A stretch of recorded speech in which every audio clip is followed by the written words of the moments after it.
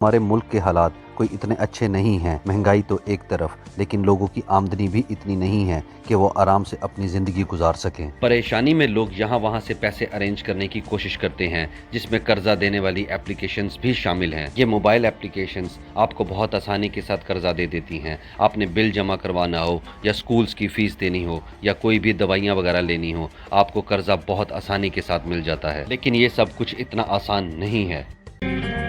ये कर्जा देने वाली मोबाइल एप्लीकेशंस ऐसी ब्लैकमेलिंग करती हैं कि लोगों की ज़िंदगियां तबाह हो जाती हैं। आज मैं आपको लाहौर से ताल्लुक़ रखने वाले एक सॉफ्टवेयर इंजीनियर की कहानी सुनाता हूँ। ये आदमी बेरोज़गार था और इसने अपने घर का बिजली का बिल अदा करने के लिए इस मोबाइल कर्जा देने वाली एप्लीकेशन से सिर्फ 15,000 का कर्ज लिया था और इसको 7 दिन बाद ही इन मोबाइल एप्लीकेशन वालों की कॉल्स आना शुरू हो गई थी। उन लोगों ने अपने पैसे वापस मांगना शुरू कर दिए थे। अब इस बात में कोई मसला नहीं है, लेकिन इन लोगों ने वक्त से पहले ही अपना पैसा वापस मांगना शुरू कर दिया था। इन लोगों ने इस आदमी के मोबाइल में मौजूद रिश्तेदारों के नंबर्स पे भी कॉल्स करना शुरू कर दी और इनको कॉल करके उनसे बहुत ज़्यादा गलत तरीके से बात भी की। असल में ये लोग पहले से ही लोगों की कॉन्टैक्ट लिस्ट और पिक्चर्स तक रसाई हासिल कर लेते हैं। ये भी देखा गया है कि जिन लोगों के मोबाइल में कम कॉन्टैक्ट्स मौजूद होते हैं, ऐसे लोगों को कर्जा मिलता ही नहीं है। ये लोग ऐसे लोगों की तलाश में होते हैं जिनको ब्लैकमेल ज़्यादा से ज़्यादा किया जा सके।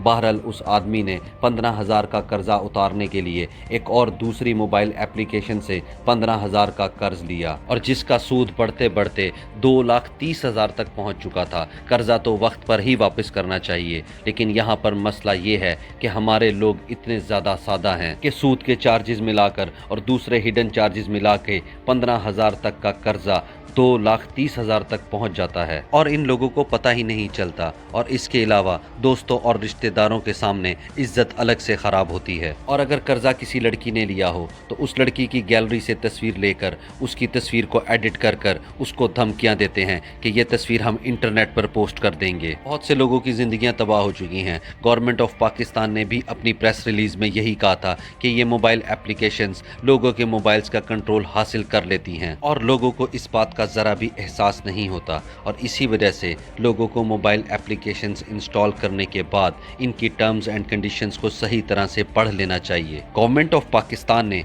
ऐसी तकरीबन 120 एप्लीकेशंस को प्ले स्टोर से ब्लॉक भी कर दिया था। ऐसी एप्लीकेशंस सिर्फ पाकिस्तान में नहीं बल्कि इंडिया और इस जैसे दूसरे ममालिक में भी मौजूद होती हैं जहां गुर्बत ज़्यादा होती है।